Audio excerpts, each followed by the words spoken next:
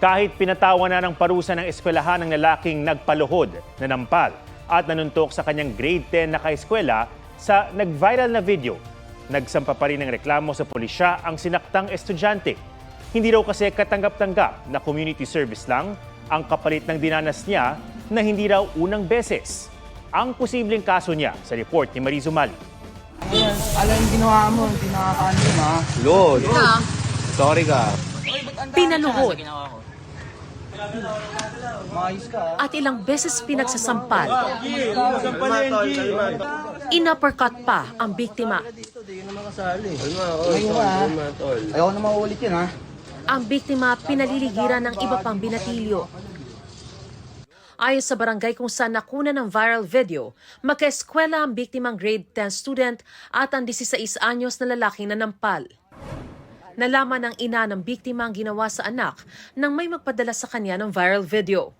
Anak, tumingin lang po siya sa akin, tapos umiyak po siya ng umiyak. Sobrang sakit po siyempre.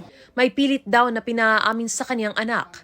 Mami, kasi po pinipilit po nila ako na ako yung nagpakalat ng konbo na yan. Hindi naman po ako. Gusto nila aminin ko habang nakaluhod at mag-sorry ako.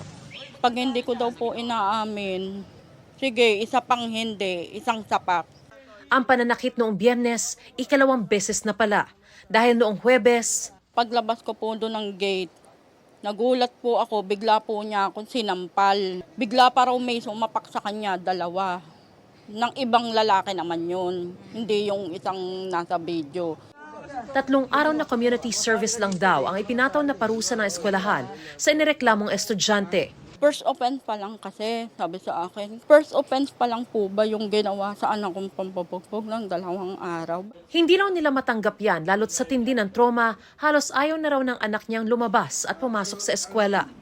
Naghain na ng reklamo sa Pasig Police ang pamilya ng biktima. Malakas na ebidensya po yung nag-viral po na video na po yung assessment po ng mag-a-assess po ng level ng kanyang trauma,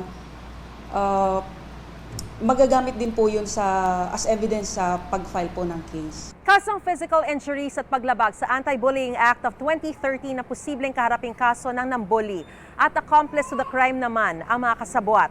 Kinuhanan na rin ang salaysay ang biktima at pinroseso na rin ang kanilang request para sa psychological counseling.